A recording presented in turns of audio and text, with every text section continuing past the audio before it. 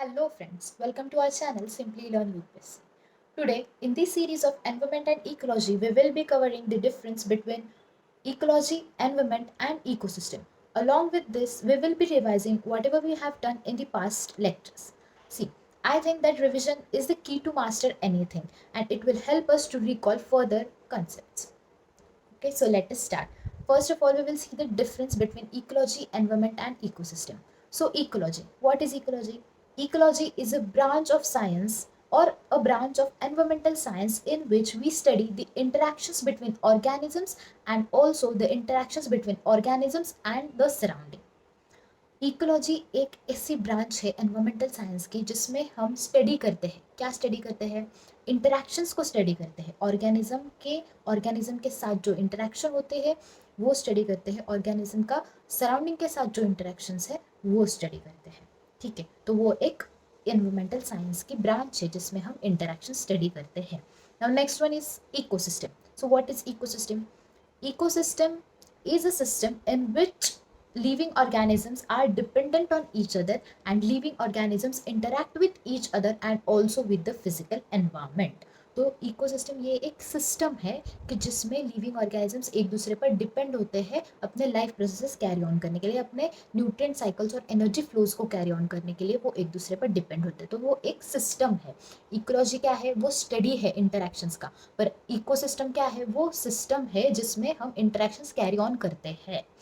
ठीक है. और environment. Now what is environment? तो group of ecosystems is called environment. से अलग अलग इकोसिस्टम्स जब एक साथ आते हैं तो हम उसे एनवायरमेंट कहते हैं.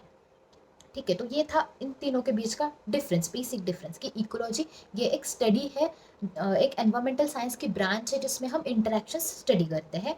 इकोसिस्टम एक सिस्टम है जिसमें वेरियस इंटरेक्शंस कैरी ऑन होते हैं. और एनवायरमेंट ये एक ऐसा थिंग है कि जो अलग अलग इकोसिस्टम से बनता है, एक साथ आते हैं तो वो एनवायरमेंट कंप्राइज करता है.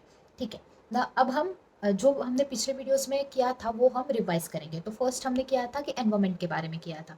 तो what is environment? Environment is interactions between biotic and abiotic factors with each other and also within themselves. मतलब बायोटिक और अबायोटिक फैक्टर का एक दूसरे के साथ का इंटरेक्शंस और एक अपने आप में जो इंटरेक्शन होता है वो टुगेदरली हम एनवायरमेंट कहते हैं.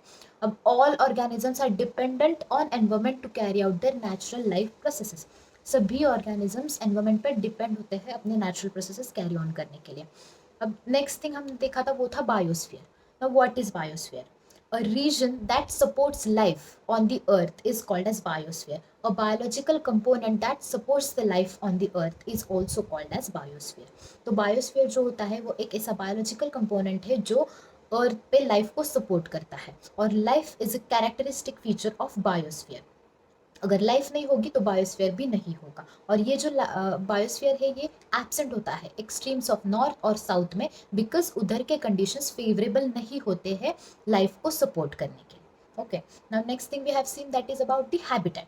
What is habitat? A region in which an organism lives is called as habitat. एक ऐसा रीजन कि जिसमें वो ऑर्गेनिज्म सर्वाइव कर सकता है, वो ऑर्गेनिज्म ग्रो कर सकता है, तो उस रीजन को हम उस एनिमल का हैबिटेट बोल सकते हैं. ठीक है, वो था हैबिटेट. और अब हमने देखा क्या? इकोसिस्टम का. तो ecosystem, what is ecosystem? Ecosystem is a system in which the living organisms interact with each other and also with the physical environment. एक ऐसा सिस्टम जिसमें ऑर्गेनिजम्स एक दूसरे के साथ और फिजिकल एनवायरनमेंट के साथ इंटरेक्ट करके ग्रो करते हैं, अपने वेरियस साइकिल्स को स्टार्ट करते हैं. ठीक है. और ये जो इकोसिस्टम है वो उसमें क्या होता है? प्रोड्यूसर्स, कंज्यूमर्स और decomposers and their relationships all together constitutes to an ecosystem. Ecosystem में प्रोड्यूसर्स, कंज्यूमर्स और डिकम्पोजर्स होते हैं जो एक दूसरे पर डिपेंड होते हैं. और अगर एक भी थिंग मिसिंग हो जाए तो वो इम्बैलेंस होता है और पूरा नेचुरल इक्विलिब्रियम डिस्टर्ब हो जाता है. ठीक है, तो ये सब था. अब हमारा रिविजन भी हो गया और ये डिफरेंस भी हमने देख लिया इस वीडियो में. अब अगले वीडियो में हम कंपोनेंट्स देखेंगे इकोसिस्टम के, जो है वो बायोटिक कंपोनेंट्स और बायोटिक कंपोनेंट्स हम नेक्स्ट वीडियो में कवर करेंगे. ठीक है, थैंक यू.